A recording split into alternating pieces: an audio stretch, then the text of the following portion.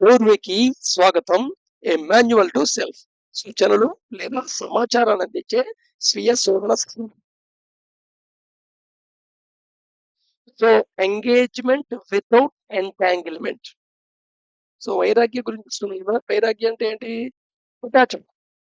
దానికి పరిష్కారం అంటే నేను ఆటోమేటిక్‌గా ఏమవుతుంది? డిటాచ్ అవ్వటం. డిటాచ్ అవ్వటం అనే ట్రూ మీనింగ్ తీసుకోంగానే వదిలేయటం, పారిపోవటం, ఇలాంటివి డిజైర్‌ని చంపేయటం, ఇలాంటివన్నీ సొల్యూషన్స్‌లా కనపడుతూ ఉంటాయి. దీంట్లోంచి ఎస్థెటిక్ ప్రాక్టీసెస్ కూడా చాలా డెవలప్ అయ్యాయి. కానీ యాక్చువల్ అక్కడ వైరాగ్యం అంటే ఏమిటి?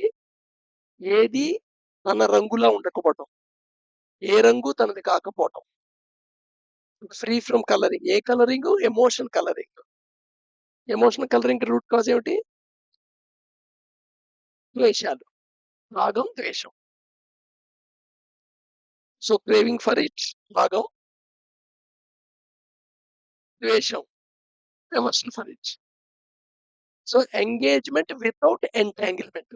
ఎంటాంగిల్‌మెంట్ కారణం ఏమంటున్నాం మనం? అటాచ్‌మెంట్. అటాచ్‌మెంట్ కారణం ఏమనుకున్నాం? బైండింగ్. బైండింగ్ కారణం ఏమిటి? Emotional colouring. సో, ఎమోషనల్ కలరింగ్‌ని ఎప్పుడైతే నువ్వు అబ్జర్వ్ చేస్తున్నావో ఇనిషియల్ స్టేజ్‌లో అంటే ఆటోమేటిక్‌గా సర్దుకుంటూ ఉంటుంది.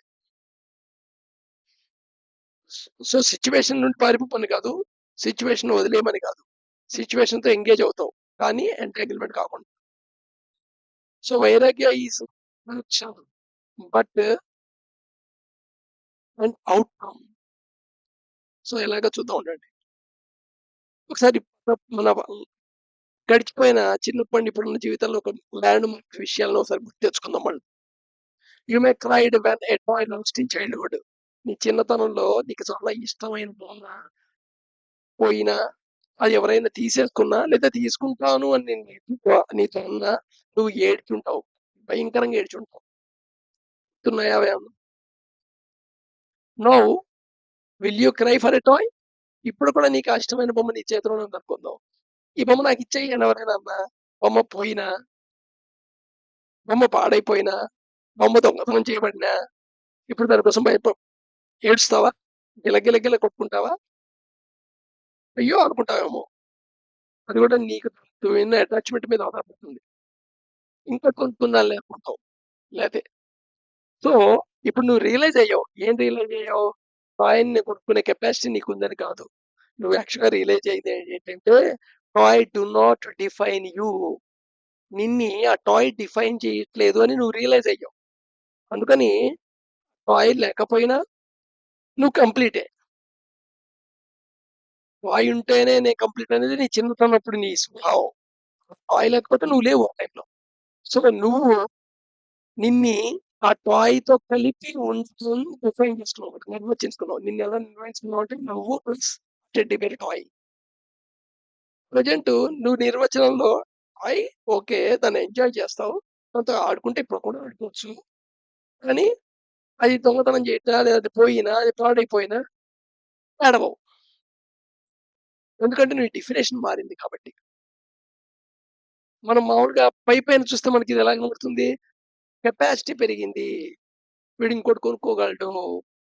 దాని విలువ వీడికి తెలిసిపోయింది. ఆ విలువ తెలిసిపోవటం అంటే ఏమిటి? నిన్ని దాంతో నిర్వచనం చేసుకోవట్ల. So, does anybody force or teach to you? నిజంగా ఇది ఎవరైనా నీకెవరైనా చెప్పారా? అశాశ్వతం. ఆ బొమ్మ అశాశ్వతం. ఆ బొమ్మ పోయినా ఏం పర్వాలేదు. ఇప్పుడు ఇంతకుముందు లేనిది వృద్ధిలో నీ దగ్గరకొచ్చింది. తర్వాత ఉండదు. శాశ్వతంగా ఏది ఉండదు. ఇలా నీకేమైనా ప్రవచనాలు ఎవరైనా చెప్పారా?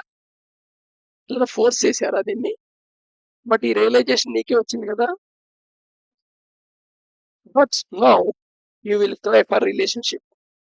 ఇప్పుడు పరిస్థితిలో సడెన్‌గా నీ నీ సొంత రిలేషన్ ఉన్నవాళ్ళు లేదా నీ ఫ్రెండ్స్ నీకు కావాల్సిన వాళ్ళు నీకు దూరం అయితే, ఆ దూరం శాశ్వత దూరం అయ్యుండొచ్చు లేదా టెంపరరీ దూరం అయ్యుండొచ్చు. వాళ్ళు ఎప్పుడైనా సరే ఇంకో ఊరికి వెళ్ళిపోయి ఉండొచ్చు.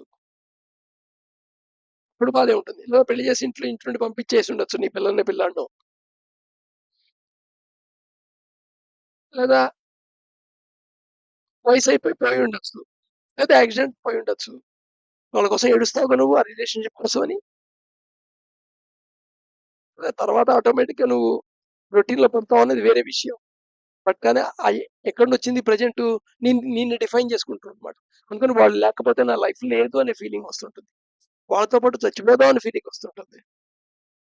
లేదా దీనికి కారణం ఈ ఎడబాటుకు కారణం ఎవరో వాళ్ళందరి మీద పగ, ప్రతీకారం తీర్చుకోవాలని అనిపిస్తూ ఉంటుంది. ఇవన్నీ ఫీలింగ్స్, ఎమోషన్స్ దేంట్లో నుంచి వస్తున్నాయి? నిన్ను డిఫైన్ చేసుకోవడంతోనే.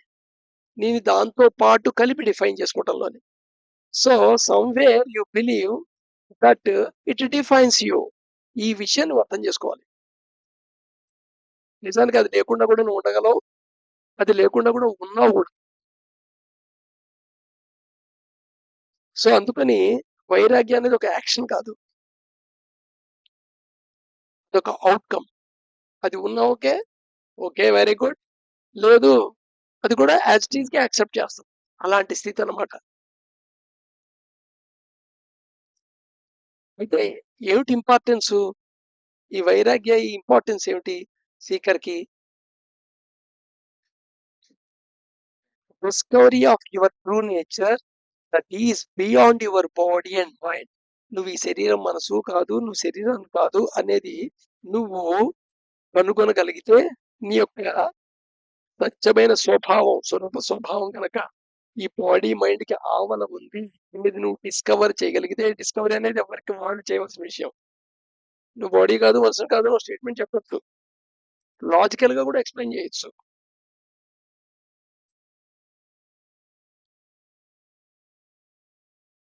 ఎందుకంటే బాడీ శాశ్వతం కాదు. బాడీ మార్పు చెందుతుంది నిరంతరంగా. మైండ్ శాశ్వతం కాదు. అది మార్పు చెందుతూ ఉంటుంది. ఈ మార్పు చెందుతున్న బాడీ మైండ్‌ని పరిశీలిస్తుంది.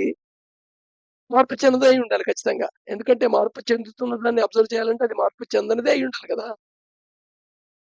ఇంకో రకంగా చెప్పాలంటే ఈ బాడీ అనేది ప్రెజెంట్ నువ్వు 70 కేజీలు ఉండొచ్చు. పుట్టినప్పుడు 4 కేజీలే ఉన్నావు. ఈ కేజీలు పెరగడం ఎలా పెరిగింది? నువ్వు ఫుడ్ తిన్నావు. అది నీ బాడీ కింద అక్యుములేట్ అవుతూ వచ్చింది. అక్యుములేట్ చేసింది నీదవుతుంది గానీ నువ్వు కాదు కదా! సపోజ్ నేను 100 పుస్తకాలు నేను కొనుక్కొని పెట్టుకున్నాననుకో, ఏవో పుస్తకం నేను కాదు కదా! పుస్తకాలు నావేమో. కానీ నేను పుస్తకం కాదు కదా! అలాగే మైండ్ అనేది ఏమిటి?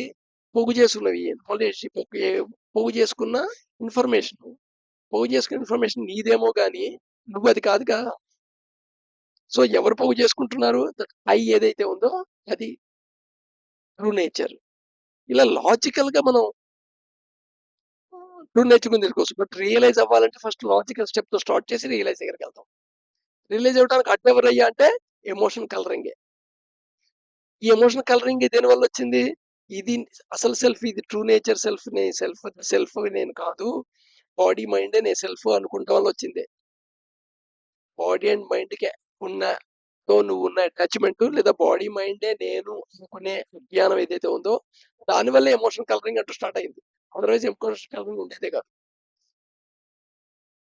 ఒకవేళ ఉన్న ఎంత డిగ్రీలో ఉండాలో అంతకంటే ఎక్కువ ఉండేది కాదు.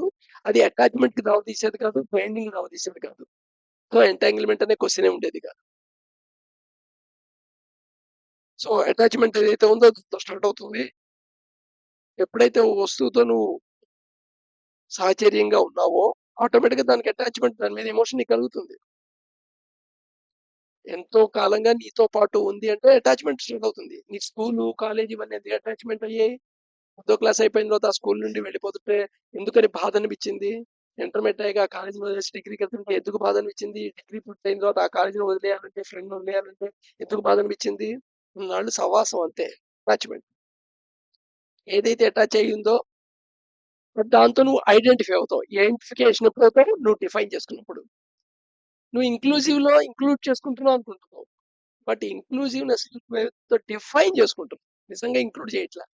నువ్వు డిఫైన్ చేసుకుంటున్నావు. అది లేకపోతే నేను లేను అన్నట్టుగా. సో, ఇది ఐడెంటిఫికేషన్. ఐడెంటిఫై అయినప్పుడు అది నువ్వవుతావు. ఇదే అహంకార. ఆటోమేటిక్‌గా ఏమవుతుంది? ఈ అహంకారం అడ్డుపడుతుంది. దేనికి? నీ రియల్ సెల్ఫ్‌ను రియలైజ్ చేయడానికి. నీ రియల్ సెల్ఫ్ ఎందుకు అంటే నువ్వు బాడీ అండ్ మైండ్ కాకుండా ఏదైతే ట్రూ నేచర్ ఉందో, ఇంపర్మనెంట్ ఉందో, ఆ పర్మనెంట్ ఇది ఎందుకు రికగ్నైజ్ చేయలేకపోతున్నావు? దాన్ని ఎందుకు రియలైజ్ చేయలేకపోతున్నావు? అదెందుకు తెలిసిన ఓ సెంటెన్స్ కింద మిగిలింది. కానీ అండర్‌స్టాండింగ్ లెవెల్‌లో ఎందుకు అవ్వలేదు? ఎమోషన్ కలరింగ్ అడ్డుపడుతుంటుంది. దేనిది? అహంకారాది. నువ్వు కావాలని ప్రొటెక్ట్ చేసుకుంటున్నావు. ఈ ప్రొటెక్ట్ చేసిన కొద్దీ బైండింగ్ ఎక్కువవుతుంది. బైండింగ్ ఎక్కువైన కొద్దీ అటాచ్‌మెంట్ ఎక్కువవుతుంది. మళ్ళీ అటాచ్‌మెంట్ బైండింగ్ స్ట్రాంగ్ అయిపోయినంత ఎంటాంగిల్‌మెంట్ పొజిషన్ వస్తుంది. ఎంటాంగిల్‌మెంట్ అంటే ఏంటి? ఒక రకమైన బానిసత్వం. అది లేకుండా నువ్వు ఉండలేవు. లేదా దానితో ఉండలేవు. 2 బాండింగ్‌లే. దీన్ని ఎంటాంగిల్‌మెంట్ అంటారు. అంటే నీ స్థితిని అది డిసైడ్ చేస్తుంది. నీ యొక్క స్థితి ఏదైతే ఎమోషనల్ స్టేట్ ఉందో అది డిసైడ్ చేస్తుంది.